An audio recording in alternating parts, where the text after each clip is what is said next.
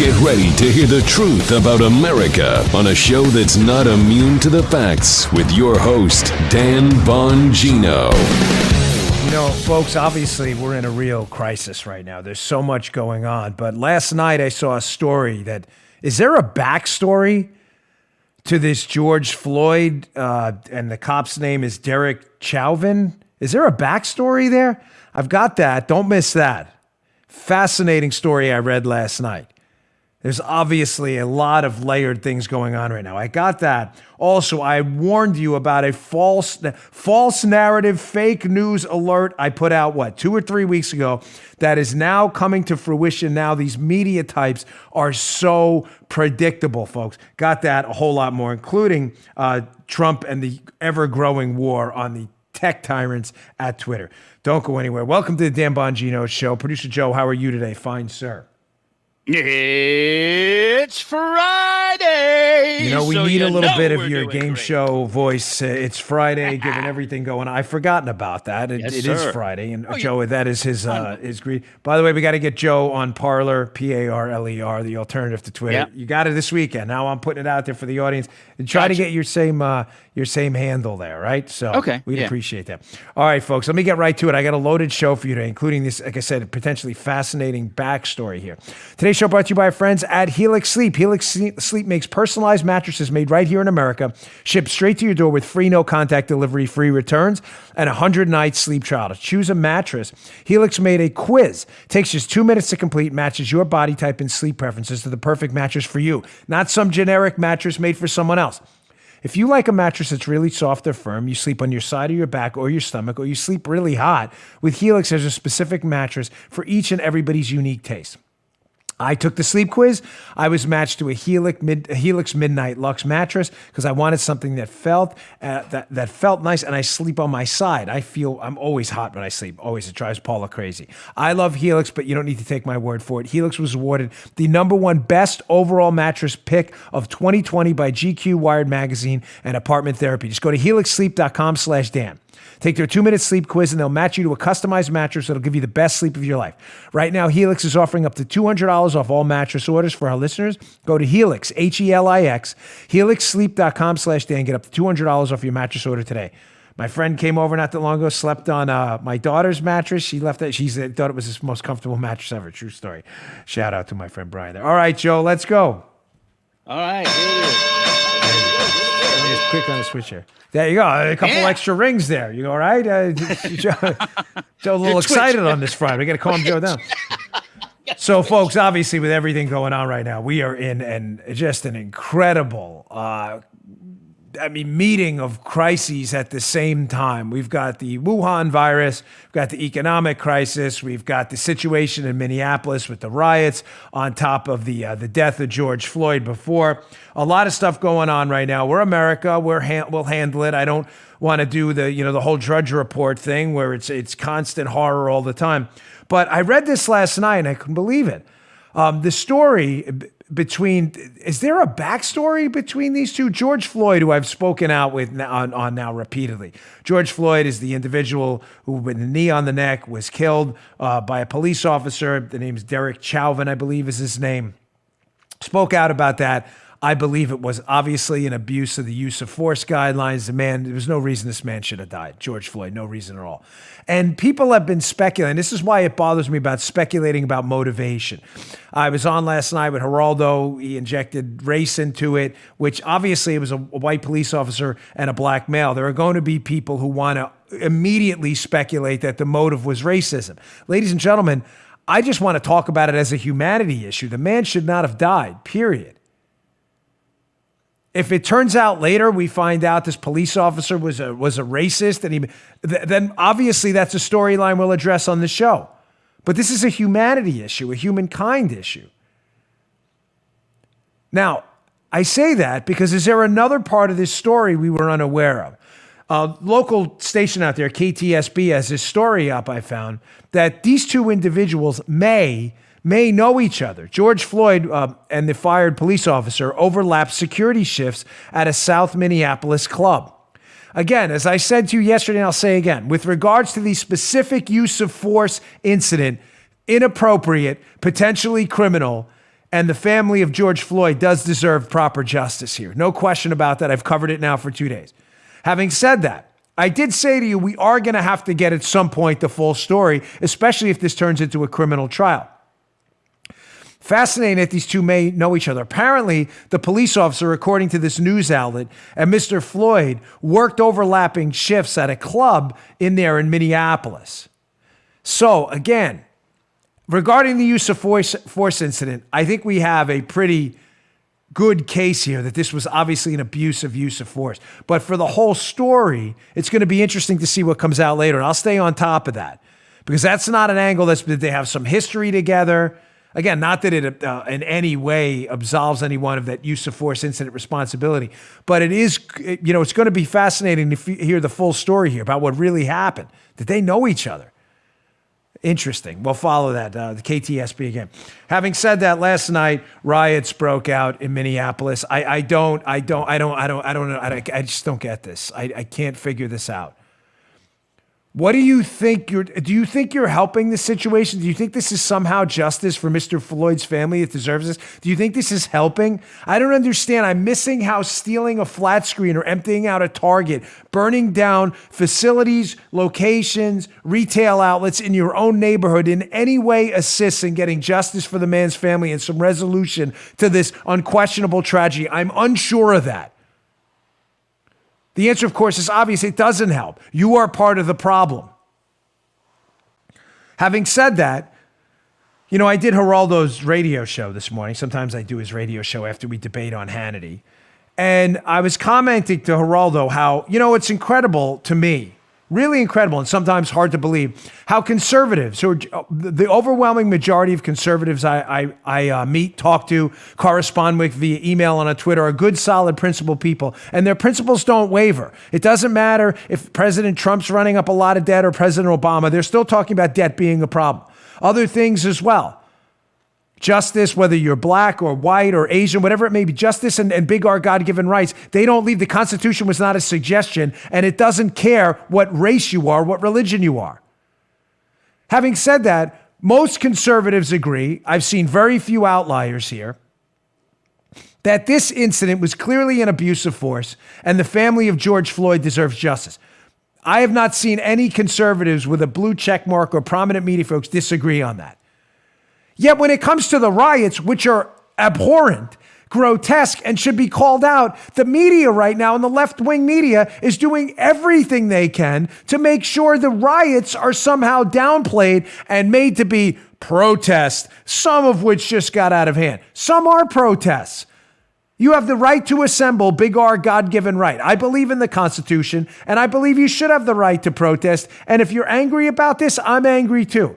That does not give anybody the right to go out and burn a Target down or destroy an AutoZone. Listen to this ridiculous, absurd, outrageously dumb clip. You may be dumber after hearing this, of an MSNBC host on the air as a building is burning behind him. This is not a joke. If you want to watch the clip, youtube.com/Bongino. That's the video version of our show. But you can hear it. There's a building burning in the background. I'm not kidding. And listen to how he characterizes and tries to downplay it as, it's only mostly a protest. Check this out. I want to be clear in how I characterize this. This is mostly a protest. It is not, generally speaking, unruly. But fires have been started, and there's a crowd that... I mean, is this a joke? Again, Joe, bear with me here for a minute. Because I need a second to think this through on the air with my own. I'm not kidding. I do all my show prep. I've got a lot of notes here today. I'm doing this intentionally. I want to think this through with you on the air because I'm sincerely from the bottom of my heart bothered by how I'm not saying this guy is MSNBC host. I don't think he's a stupid guy. I don't. I think it would be helpful if he was, because then you just attribute it to ignorance and just stupidity. Mostly, there's a building burning behind him. I'm wondering how reasonably intelligent people with different political views, how we can't come to if we're two separate circles, how we can't come to some overlapping space where we can agree on some basic truths. Do you see where I'm going with this, Joe? Some basic truths here. Number one, what happened to George Floyd was abhorrent. He did not deserve to die for allegedly passing a counterfeit bill. Number two, George Floyd's family should get justice. Number three, the Constitution absolutely protects your big R, God-given right to assemble publicly, petition the government, and protest. And number four, that right does not include beating people up, burning down businesses, or destroying your neighborhood. Why? I don't understand why this is complicated. I'm not messing with you. Like, I'm really thinking this through. Why can't the left and left-wing media like MSNBC, like we do on Fox when we called out what we thought with Mr. Floyd was an abhorrent situation? Nobody on Fox equivocated about it. When the video came out and we got a relatively decent picture, we don't have every fact yet, but we had enough facts to form an informed opinion. I waited 48 hours. Most of the people I know on Fox and the people on this show, Joe, me, Paula, Drew, agreed that's pretty abhorrent. This family deserves justice. Why can't the left-wing media do the same thing and just say, hey, folks, this is not clearly a protest anymore. There's people around watching a building burn down. No one's making any attempt to put it out. I bring this up, ladies and gentlemen, on the air, on my show, because I'm genuinely not sure how we move forward as a coherent country, albeit with political differences, if there's nothing we can agree on anymore. There were protests that were legitimate. Unfortunately, a small portion of those protests turned into riots, and they should be called out by everyone, not massaged to make it sound good. This is mostly a protest. That it's almost a joke. It almost reminds me of like that GIF they have from the Naked Gun movie when Leslie Nielsen's like, everything's okay here and the building's burning behind him. It's a GIF. It's meant to be a joke. This is embarrassing.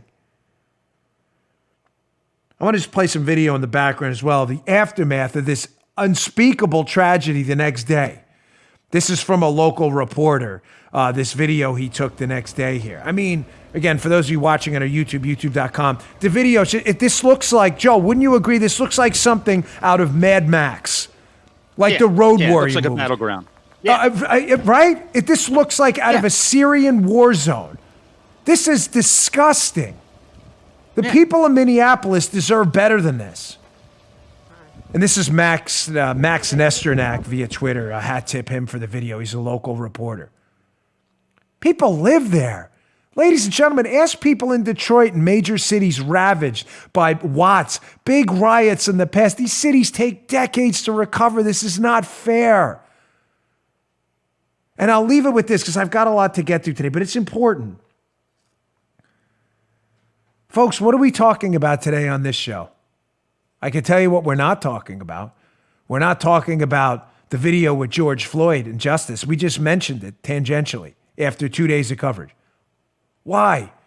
Because the people who decided to riot took the attention off a family that deserves justice and some form of peace in the coming weeks or month through justice. And that's become now 20% of the story, while 80% of the story are maniacs tearing up and burning down Minneapolis. You've done nothing to solve this problem. You, in fact, are the problem. Unbelievable. And I'm really stunned we can't come to some agreement on this. And by the way, to the mayor of Minneapolis, this whole let people blow off some steam approach, that's not the way any of this works. David Dinkins tried that in New York. Remember, Joe, Baltimore? Man. Stephanie Rawlings break? Remember during Freddie Gray? You got to give them space to destroy. No, you don't. You give them space to protest and assemble. And many people will take you up on that. You don't give anybody space to destroy. Outrageous. All right, moving on. This is another important story. I warned you weeks ago. I don't like to do because I don't like to appear like we're getting into these self-congratulatory, unnecessary moments. But I just never want you to think you're wasting your time and the time you've invested in our show here. We put a lot of work into it. We have great sources. And I warned you a couple weeks ago about an impending narrative. The media is all about narratives. I can't say this enough. The left-wing media is about telling you a story, not the story. They're about inventing a story meant to massage facts, not giving you the facts. And I had warned you in the Mike Flynn scandal, the targeting scandal, that it was going to come out that Mike Flynn did not lie to the FBI. But he pled guilty to lying to the FBI, as he said in his plea, because they were threatening to lock up his son with the endless, they had already bankrupted him. He had to sell his house. People plead guilty to things all the time. And as I've mentioned repeatedly on my show, I find it interesting that when it becomes a liberal cause celeb, like the Central Park 5 case, they pled guilty too. Liberals are like, no. They pled guilty, but they were manhandled by the police into it. That's fine. You're free to believe that. But yet when it comes to Flynn, where the evidence is overwhelming that he's innocent of this charge, that's your only retort. No, he pled guilty, case is closed. But it's not closed when it comes to the cases they enjoy. Justice doesn't matter for Flynn, it matters for others. In my case, it matters for everyone. The Flynn case horrifies me because I know if I have ever in my life been sure of anything I have told you on this show, Joe, you can vouch for me. We have never wavered from this for 3 years. Even when Mike Flynn was being thrown under the bus. You know it. You've been with me from the beginning. We have never wavered one bit on the assertion that I believe Mike Flynn is innocent, that he did not lie to the FBI. Not one day. Partially due to sources, partially due to research, partially due to some gut instinct I had in this case from day one that Mike Flynn was a target of the Obama administration. Now, with that background, I told you that when you look at the FBI's own paperwork or their interview with Mike Flynn on January 24th of 2017, where they allege in their interview at the White House with General Flynn that he lied to them about discussing sanctions with the Russians on that call, that what's fascinating is in the FBI's own paperwork they wrote up about the interview, there's no mention of sanctions. A very simple question, folks. How can you lie to the FBI about sanctions on Russia if the FBI's own notes don't even mention them asking you about sanctions on Russia? I'm just asking a simple question. Mike Flynn lied about sanctions. Did you ask Mike Flynn about sanctions? Not according to our paperwork. Joe Armacost lied about robbing a bank. Did you ask Joe about robbing a bank? Never. Folks, the evidence is everywhere that Mike Flynn got entirely railroaded. Why are you not interested in justice for this man? Now, what would make this, get ready, what would make this case geometrically worse? So now we know the FBI didn't think Flynn lied when they spoke to him because they said it and they told Jim Comey. We don't think he was being deceptive. Second, we know they said he lied about sanctions and the conversation about sanctions with the Russians, but they didn't write anything about asking him about sanctions. How can you lie about something you weren't asked about? But what if I told you in that December 29th phone call that there may be, that the December 29th phone call between Mike Flynn and the Russian ambassador that became the subject of the interview? What if I told you there's a possibility, I want to emphasize a possibility, that in the transcript of that phone call, they're not talking about sanctions either, that they're talking about the expulsions of the Russian diplomats? The gavel drops. How totally, completely, entirely devastating to your case.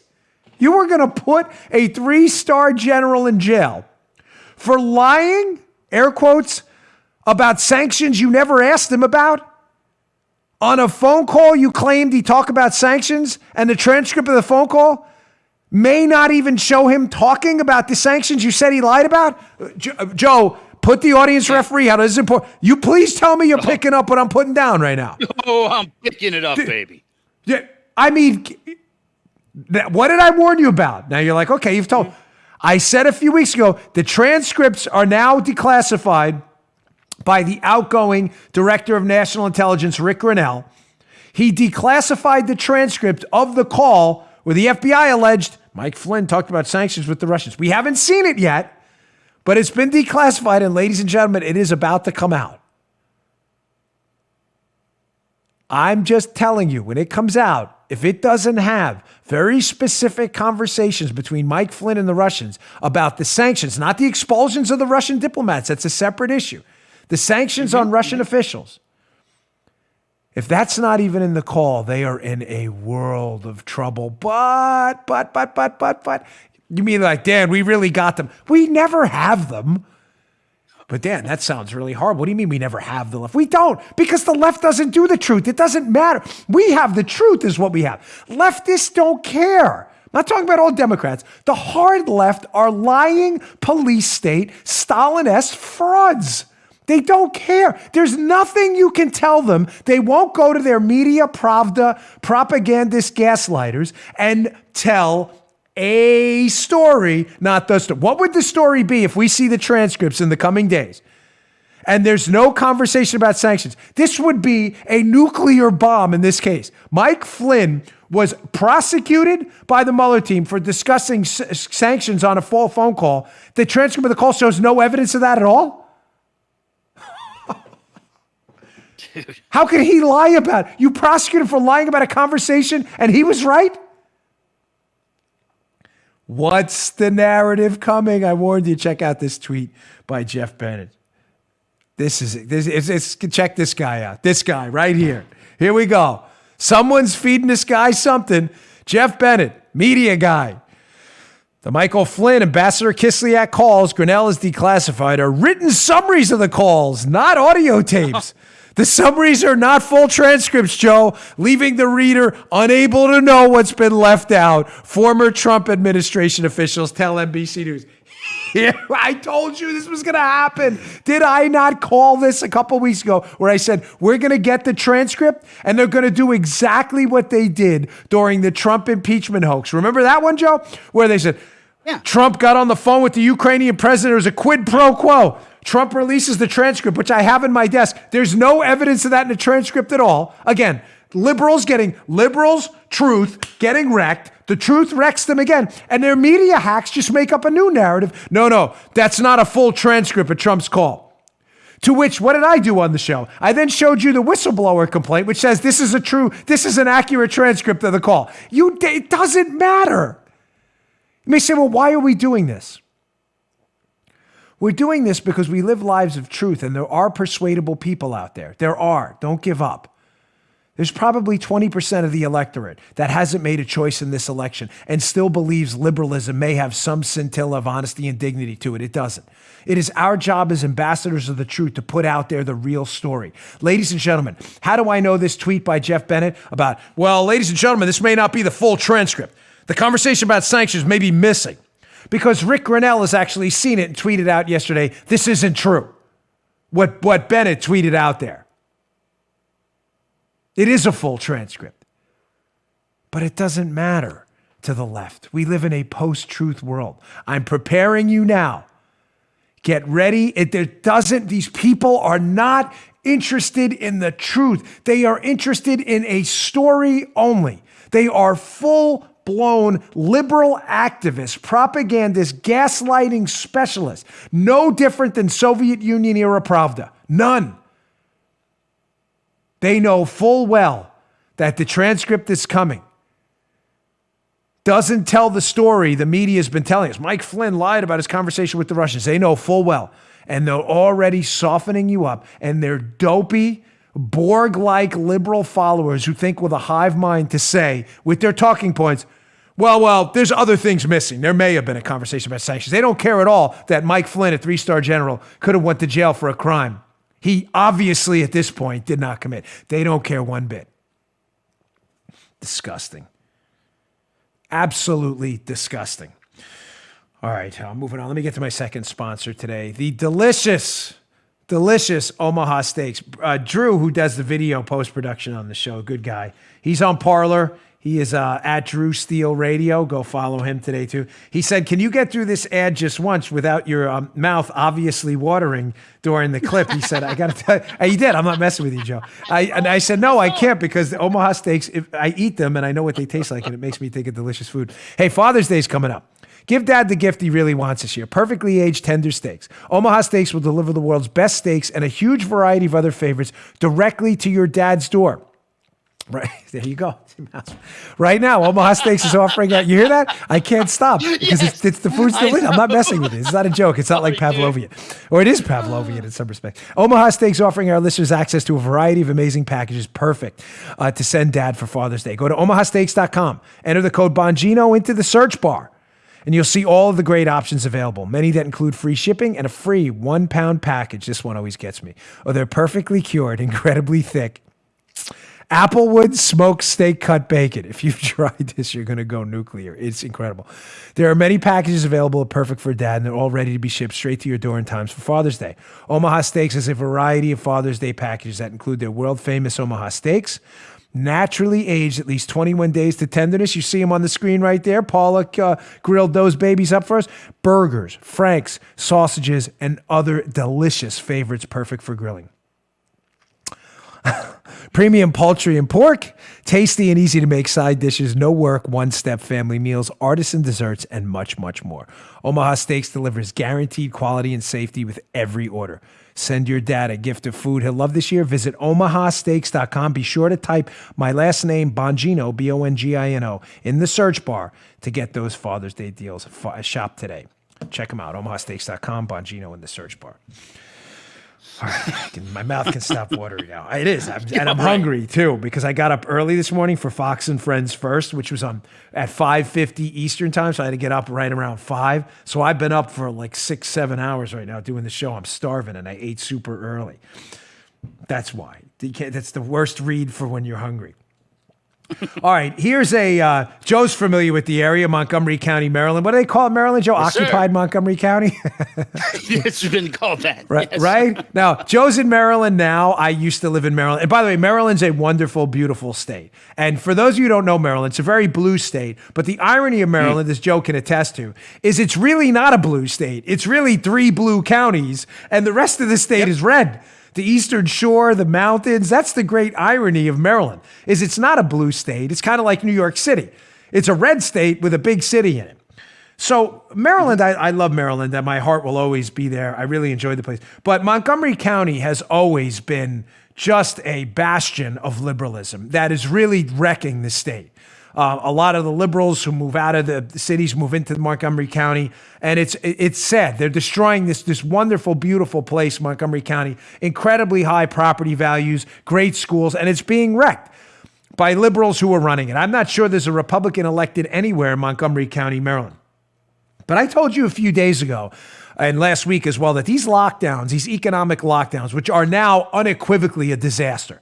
I get it in the beginning. There was some uncertainty over the virus, how contagious it was, how lethal it was. We now know these lockdowns are a disaster. There is no scientific, data-based, fact-based reason to continue to bankrupt your citizens and your businesses in your county, your state, or your city. You are only doing this for some reason outside of science or data. Why? I'm not going to get in your head and attribute motivations, but whatever reason, it's pretty sick because you are destroying your states, cities, and localities, wrecking them and destroying them. And I find it personally offensive because I know a lot of the people suffering here. Now, this is liberal Montgomery County, Maryland. I mean, about Joe, I'm not messing with you, right? One of the most liberal places in the country. Absolutely. This is the hapless county executive, Mark Ehrlich or whatever. Don't confuse him with the former Republican governor, Bob Ehrlich. This is Mark Ehrlich. I'm probably saying his name wrong. Don't even care. It is right in the heart of the liberal area of Montgomery County. He's giving a presser about how he's going to open the county basically when he feels like it on his own, despite no scientific evidence for these lockdowns. Listen, this goes on for maybe, 10, 20, 30 seconds or so. He gets heckled to death in his own liberal county. This is embarrassing. If you watch the video, it's even better. Again, youtube.com/Bongino. But listen to this. This is great. Check this out.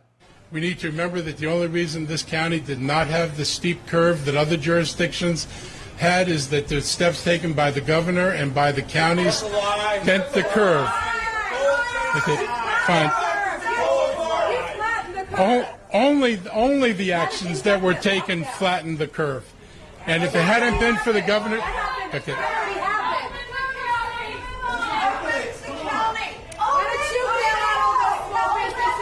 So, I've already told you it's opening. Churches can do outdoor services. I just said that.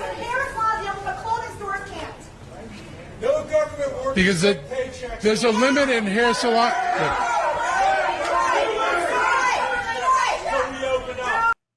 Ladies and gentlemen, watching this moron, Ehrlich, getting heckled into the phantom zone in the middle of the liberal part of a liberal county in a blue state is one of the most rewarding experiences I've had all day.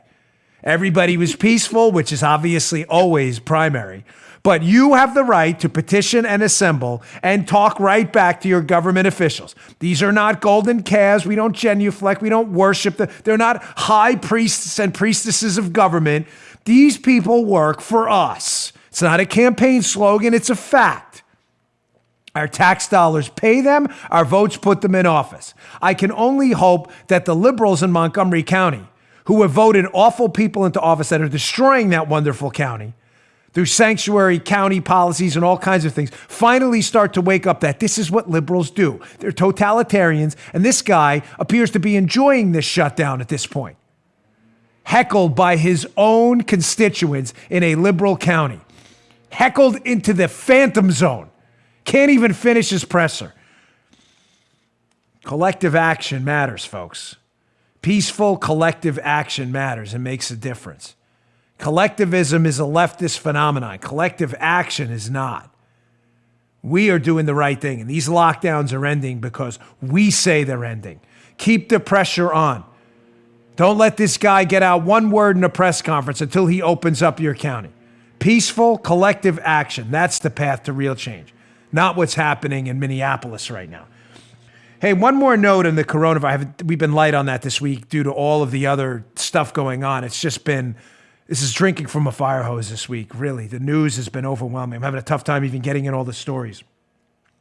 There's an interesting story with Conservative Review. It's in yesterday's show notes. If you want to subscribe to my show notes, the newsletter are the show notes, the same thing. I use them interchangeably. Bongino.com/newsletter. Just click the subscribe button. I'll email you these stories every morning. This is an interesting one. My friend Dan Horowitz at Conservative Review. Bombshell study. Could half the uninfected population already be partially immune? I know Joe knows Dan Horowitz too. This is a fascinating piece. Yep. Could half the population already be immune? Could this explain some of the differential infection rates? Ladies and gentlemen, Florida, despite largely opening up, I live in Florida, our infection rates have leveled off and are going down dramatically. Something's going on here. It's not the lockdowns. We're not in lockdown here.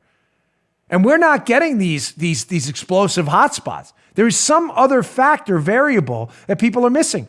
He writes in the piece covering this study that the hypothesis is this, that numerous common colds are forms of coronavirus, and that a significant percentage of the population that has already contracted those forms of coronavirus have some form of cross-immunity to COVID-19. It's unclear what degree these people are immune, but it might help explain, I want to emphasize might. We're not a medical show, but it might help explain why some people in certain areas react so violently to COVID, whereas some others are asymptomatic.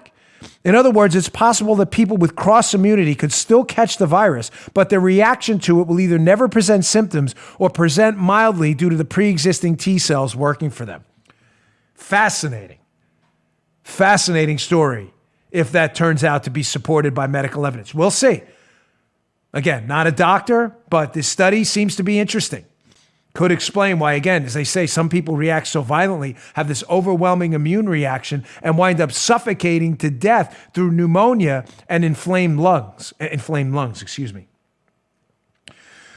All right, moving on. You know this story is sensitive to me because I have been involved in the social media wars forever. Twitter picked a fight with me.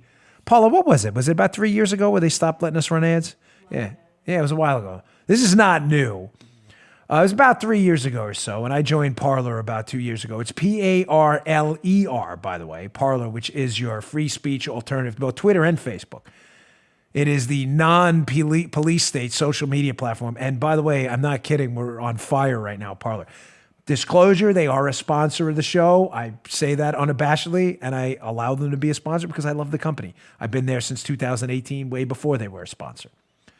Go to Parler. I can't emphasize that enough. Download the app today. There are no speech police over there. Liberals, you're welcome too. We're not interested in policing anybody's speech. You're going to enjoy it, I promise you. We're going to get Joe on there this weekend. Got to get him verified there too.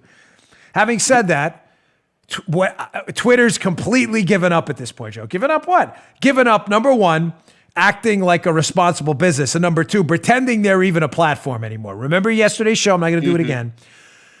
Companies that pretend to be platforms like Twitter are immune from certain lawsuits. Twitter is saying to their audience, we are a platform, we're not a publisher. In other words, we're not a newspaper. So if something's written in our Twitter newspaper, you can't sue us. You write something in the New York Times that's defamatory, you can sue the New York Times. Twitter's saying, we have Section 230 of the Communications Decency Act protections. We're a neutral platform. We have those protections too. The president yesterday put out an executive order saying, listen, if you're going to be a neutral platform and not a publisher like a newspaper, and you don't want to be sued, then you need to act like it. Twitter doubles down this morning, I'll get to this in a second, and decides they're going to put a warning on one of the president's tweets. I'm telling you, they're giving up. I'm not kidding. At this point, they are giving up being a nonpartisan pretend platform. I think they know at this point regulation is coming their way, whether you agree with it or not. And there are a lot of downsides to this too. I want to be clear. But I think my point here is I think Twitter's given up. They know regulations coming their way. And now at this point, they're virtue signaling to the left saying, hey, by the way, if we get a Democrat president next like Joe Biden, by the way, we're on your team. You get that? Did that make sense, Joe? Yeah. Oh, yeah. Twitter knows it's over. They are not an independent platform. They understand they're now going to be regulated at some point. They're now attacking Trump full bore to virtue signal, wink and nod to the left that when Joe Biden's elected president, we were on your side the whole time. Trust me, that's what's going on here. Now, President Trump was asked yesterday in the Oval Office, asked about this executive order, and I'll show you what it was in a minute. But I want to play this first because this is, I love when the president just throws back at the media. I can't get enough of it. But he's in the Oval Office, and some wise guy reporter thinking he's going to do an own the cons moment. The president switches it quickly into an own the libs moment. The reporter's like, hey man, if you hate Twitter so much, Mr. President, why don't you just get off? His response is classic. Check this out. Mr. President, given your concern with Twitter, have you given any consideration to deleting your account, to just walking away from this platform you've been so critical of? Well, if you weren't fake, I would not even think about it. I would do that in a heartbeat.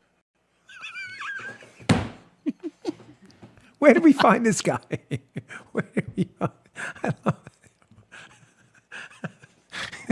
Someone got the focus mitts. Can we get visual focus mitts on the screen? There you go. Drew will do that. He always sends me these texts after. Focus mitts. Here you go. 1, 2, 3. You have a box. The jab is 1, cross is 2, 3 is the hook. Maybe throw an uppercut in there. This guy has got to be the best. He turns on them so fast. I love it. They owe Acosta.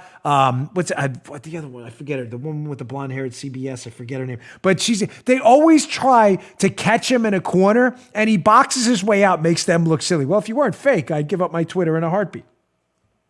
Join Parler, Mr. President. We'd love to see you over there too. I saw Eric Trump was over there. Welcome. I saw Tommy Lahren came over this morning. We got a few more. David Webb, Drew Steele, or my producer there. And a radio talent in his own right, by the way. So what was the executive order? Why does it matter to you? It was long. I'm going to give you the takeaways because as Joe says on the show, the Dan Bongino Show, everything you need to hear in an hour. I found the best summary, a little lengthy but worth your time, at Legal Insurrection. The article will be in the show notes again if you'd like to read it, the full thing. It's worth your time. Here's a piece by the great William Jacobson. Trump signs executive order on social media bias. Now, there are a few critical takeaways. Remember what I discussed yesterday. If you claim to be a platform, a neutral platform like Twitter claims and Facebook, you are not subject to certain lawsuits that publishers would be. I just addressed that. But in order to claim you're a platform, you have to meet certain standards. The president's executive order addresses some of this now. Let's go to the legal insurrection piece. I want to show you what it means in the takeaways and why Twitter could find themselves in a world of hot water. There are some downsides to this too. So, in the executive order, it says the conditions, I'll translate this for you. The conditions under which an action restricting access or availability of material is not taken in good faith with the meaning of subparagraph such and such of Section 230. Particularly whether actions can be taken in good faith if they are, I'll translate, don't worry, Deceptive, pretextual, or inconsistent with a provider's term of service. Taken after failing to provide adequate notice, reasoned explanation, or a meaningful opportunity to be heard. And any other proposed regulations that the NTIA concludes may be appropriate to advance the policy described in the subsection. What does that mean? It means this. President Trump's executive order states, if you're going to claim to be a platform and you're going to start deleting people's tweets or adding to them, then you better have a damn good faith reason. And if you can't say what that good faith reason is outside of your political differences with the President of the United States, then you're going to lose your platform status and you're subject to lawsuits too. It's simple as that. Having said that, I believe Twitter is a publisher. I don't believe they are a platform anymore. I believe they don't even care at this point. I think they're just virtue signaling to the left. Hey, if you're going to regulate us, at least regulate us so we can regulate our competitors away. Having said that, though, if we do enact the executive order, ladies and gentlemen, there will be some downsides. It's my responsibility here to give you the truth. If you operate a website and you have a comments section on your website and people say something defamatory, if this goes away, there's a small possibility you could be sued as well. So there is a downside to this, and I think we're going to have to massage this and get through this together.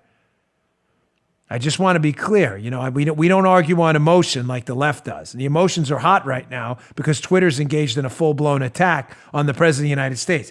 Now, doubling down Twitter, remember what they did yesterday? They put a fake fact check that got fact checked, and was it 2 days ago? They put a fact check on the president's vote by mail tweet. The fact check was wrong, by the way. So Twitter's now only fact checking Republican candidates for president. President's still a candidate, even though he's a president.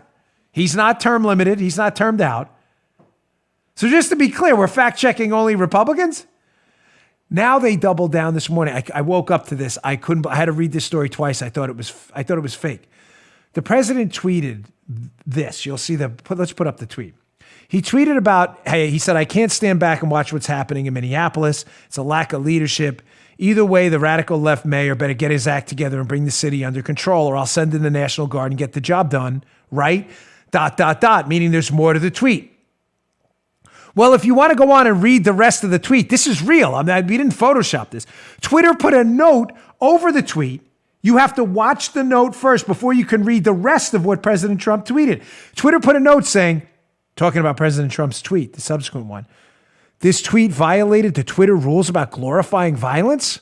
However, Twitter has determined that it may be in the public interest for the tweet to remain accessible. Folks, they've given up. Twitter has given up. They are entirely in the virtue signaling business to the left now, hoping that the regulations that are coming their way, no matter what, will only work in their favor as the leftists contour them, which will allow them to get rid of their competitors. Twitter has entirely given up on neutrality. You may say, well, what was under that warning label? What was so bad? Did the president say, go murder someone or something? No. The president said, quote, these thugs are dishonoring the memory of George Floyd, which is correct. And I'm not going to let that happen. Just spoke to Governor Walz and told him that the military is with him all the way. Any difficulty, we'll assume control. But when the looting starts, the shooting starts. Thank you. I'm reasonably confident the president wasn't talking about shooting looters. He was talking about when looting starts, he's probably seen those Twitter videos of people standing in front of their stores armed. They're all over Twitter. Of course, if you're not on Twitter, you probably miss that. I'm talking about the liberals. They put a warning over that so you can't see it. I'm telling you, they've given up entirely. Now, cue crazy far left narratives now. Joe, the president called these rioters thugs. Oh my gosh, that's got to be racist. Really? Yeah. I'll get to that in a minute. You sure about that? All right. So the rule, just to be clear, before I get to my final spider, just to be clear, going into, you can think about this for a second. If you call someone a thug who destroys a business, many of these minority-owned businesses, then you must be a racist. That's the rule, right? Deal with that for a minute. That's it. We'll come back on the other side and see if that's actually a rule or just a rule applied to this president. Don't go anywhere. Last sponsor of the day. Ladies and gentlemen, the best earbuds in the business, Raycon. Whether you're working from home or working on your fitness, you know what you're listening to and what you're listening on.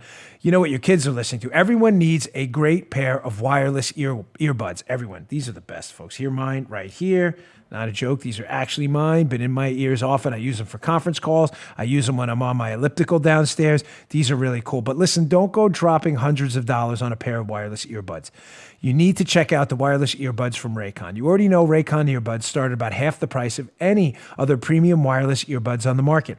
And they sound they sound better. I've tried tons of them. They sound as amazing as other top audio brands. Their newest model, the Everyday E25 earbuds, are the best ones yet, with 6 hours of playtime, seamless Bluetooth pairing, more bass, and a more compact design that gives you a nice noise isolating fit.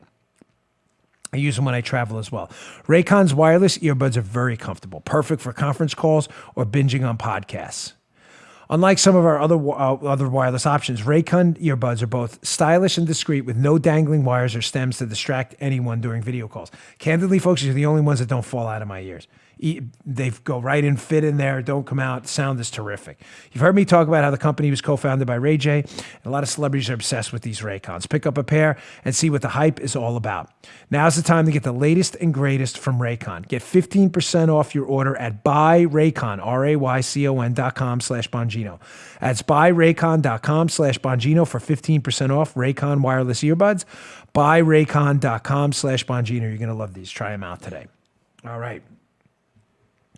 So again, I'm just asking people in my audience and elsewhere, even the liberals who watch my show, and I know I see you commenting and sending us really horrible tweets and everything. That's fine. Nasty emails. We're used to it.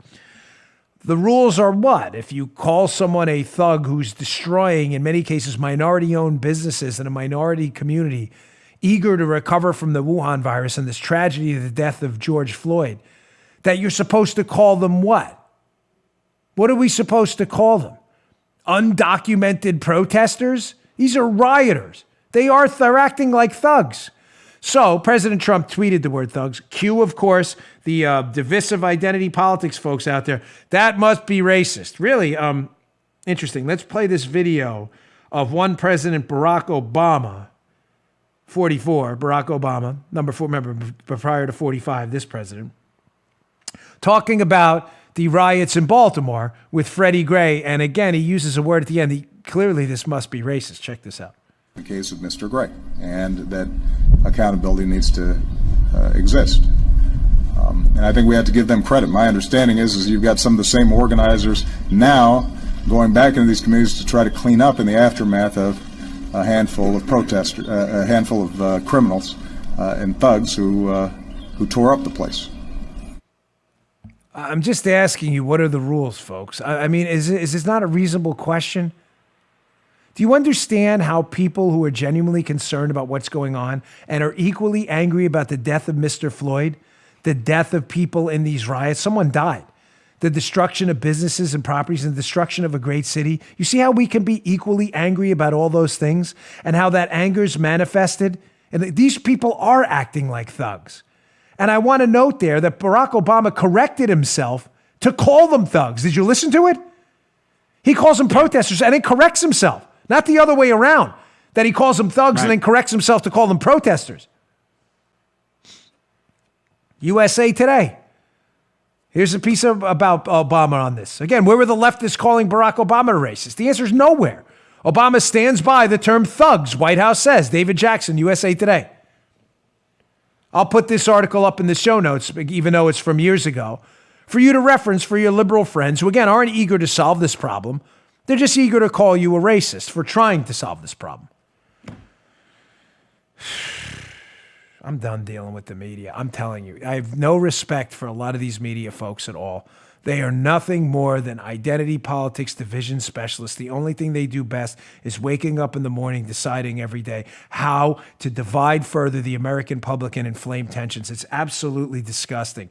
Here's an article in the New York Post I've been dying to cover for a couple days. They all hate Kayleigh McEnany now, the press secretary of the White House. So the Washington Post editorial board, Kayleigh, who's been great, been shredding the press on a regular basis. The New York Post wrote an article saying, sorry, media, you're not victims, no matter how much abuse you take. The media now that Kayleigh McEnany's been calling them out, new White House press secretary, just about every day on their endless parade of lies. Endless. Collusion, hoaxery, Wuhan virus, hoaxery, all the nonsense. Kaylee gives it right back to him, and I love every minute of it. The media now is like, oh my gosh, we're victims of Kaylee. Kaylee, who's like 5'4", maybe 110 pounds, soaking wet. They're all pretending to be a victim of Kaylee McEnany. This is embarrassing and humiliating. New York Post writes in their piece, give us all a break, please. They say, quote, of course the Trump administration is playing tough with the media because the media's played tough with them before Trump was even elected. Nearly every question asked in the briefing room is usually a loaded construction of, as you know, things are terrible and it's your fault. Would you care to comment? Well, McEnany's decided to hit back, thankfully. This isn't about the First Amendment, folks. The media in the United States can say whatever the hell it wants. And we, as a New York Post, thank heaven for that every day. But there's nothing in the Constitution that says the press secretary has to be polite about it. Amen, brothers and sisters at the New York Post. This is not some benighted class of high priests and priestesses in the media we're all supposed to genuflect and bow before. These are relatively inexperienced in terms of life experience, sadly, very uneducated people who have somehow found a career writing a story, not the story. I respect till the day I die, their big R, God-given right to act as a free and open and fair press. And that includes their right to lie. Yes, they have the right to lie. They can't defame, but they lie. They lie all the time. Shutting down the media, I'm sorry, is not an option. Can they threaten you? No. Can you sue them for defamation? You can if you can prove they lied intentionally. But the days of us trying to keep up this facade that this is some Peter Jennings, Tom Brokaw, Sam Donaldson, serious class of people we're supposed to sit. Get the hell out of here. These are a group of unending ignoramuses who know nothing about the world, who somehow fell into a job in the White House press room and think their word is the be-all, end-all. Take a hike. Good for you, New York Post. Playing the victim. It's disgusting. All right. This is pretty good. We may get through this today. I saw this story today on a lighter note. It is Friday. You know, I like to leave you on kind of a good note on things. I don't like to. There's been some good news this week, though. We started the week with a story about how the economy is rebounding quickly. We may get something close to a V-shaped recovery. I said it'll be more like a check and then a slow kind of, we may get something close to a V-shaped recovery, and I hope so. There was some good news. But this is a fascinating story. It's up at BonginoReport.com, too, which, again, is our conservative alternative to the dreadful Drudge Report, which is into full-time hysteria now. Please check it out. Make it your homepage, BonginoReport.com. We have this story up there from Forbes. This is serious, not a joke. The dangers of deepfakes. You know what deepfakes are? I'll get to that in a minute. Here's the headline. By a Rob Toes. Forgive me if I'm saying your name wrong, or Toes. Deepfakes are going to wreak havoc on society. We are not prepared. Well, what are deepfakes? Folks, this has been a big, big problem. Deepfakes are videos, photos, visual imagery that are fakes, but they're called deepfakes because they're done using such sophisticated new technology that, ladies and gentlemen, I swear it's hard to tell the difference. I'm not going to give you the details because they're kind of gross, but people, especially on my Facebook, they send me videos and pictures, all because it's open. Anyone can send me a message on Facebook. I don't control it. It's not like an email where you have to have my email. The person who sent me this knows what I'm talking about. They sent me a video. It was kind of gross a while ago. They swore it was true. It was purported to be a member of Congress doing something nasty. It wasn't. It was a fake. I'm telling you it was a fake. Folks, it was hard to tell this was I'm telling you, to the untrained eye, Joe would have picked it out. But to the untrained eye, this looked real. And I say that because I was like, oh my gosh, they could do this to anyone. Create a video. They could create a video of Joe robbing a bank that's so good that if it got out on the internet, I know Joe didn't rob the bank, people would be like, oh my gosh, Dan's producer robbed the bank. What did he do? This is going to become a real problem. Let's go to takeaway one from this piece, talking about these deep fakes. It says, this is, by the way, examples and how we got here. A combination of the phrases deep learning and fake. Deep fakes first emerged on the internet in late 2017, powered by an innovative new deep learning method known as generative adversarial networks, GANs. Several deep fake videos have gone viral recently. given millions around the world their first taste of this new technology. For example, President Obama using an expletive to describe President Trump. That was a fake, that video. Mark Zuckerberg from Facebook admitting that Facebook's true goal is to manipulate and exploit its users. That was a fake too. Bill Hader morphing into Al Pacino on a late night talk show. All deep fakes. Folks, this could happen to anybody. Anybody.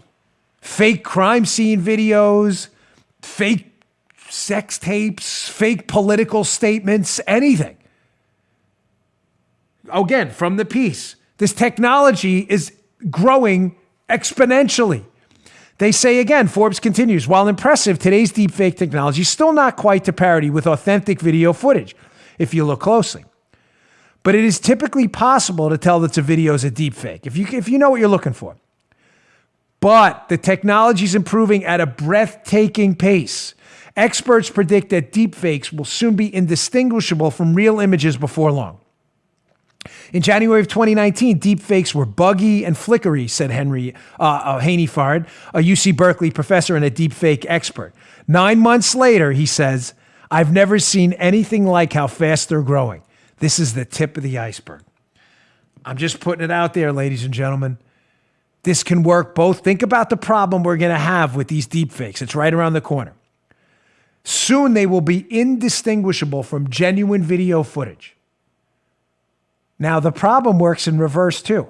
Obviously, I just described to you the big problem here is you could see a political speech from Donald Trump saying how Donald Trump's going to increase your taxes 7,000%. That's a total fake. And by the time people figure it out, the election's already happened. Can you imagine the catastrophe that would be? But the problem works in reverse too with these deepfakes.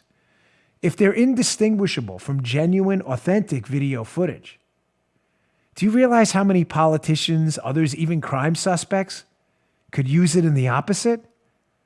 Think about it. A politician makes a gaffe at a house party with 15, 20 people there, says something stupid, drops a curse word, or says something racially insensitive. What can happen, Joe? They come out and say, oh, it's just a deep fake. It's just deep. You can't prove it isn't. Matter of fact, if you read the Forbes piece, this is in the show notes. It's Forbes piece. Check it out. Bongino.com/newsletter. Check it out. It's in the show notes up at BonginoReport.com too. That's already happening. There was, they tell the story, I believe it's some political leader in Africa who got caught saying something dumb. And he's like, no, it's just a deep fake. I was telling a story about a celebrity to my wife this morning. Got caught in this scandal with a photo. Said, that's a deep fake. Nobody knows if it is or isn't. I'm not going to mention the name because no one knows if the picture's authentic or not. Said it was a deep fake. Believe the celebrity. I don't know. How would you know? Fascinating. This is going to cause a lot of problems. Having said that, there are companies like Facebook and others who are working on technology to detect deep fakes. But I'm warning you, can you imagine if one of these things appears just a week prior to voting in this presidential election, some Donald Trump speech saying some racial, nonsense or saying something about, taxes going up 10,000%. Just be careful what you see on the internet. Those are my parting words for the day. Hey, thanks again for tuning in. It's been a spectacular week of shows, our most listened to and watched shows ever. We are exploding thanks to you and your support. It means the world to me. Please share our show on Reddit and other platforms. We really appreciate it. If you wouldn't mind subscribing to the show on YouTube, it's youtube.com/Bongino. It's free, of course. And please go over to Parler today. Download the app, the App Store, Parler. Follow me over there. I am at DBongino. I really appreciate it. I will see you all on Monday. Good day, sir. You just heard The Dan Bongino Show. You can also get Dan's podcasts on iTunes or SoundCloud. And follow Dan on Twitter 24/7 at DBongino.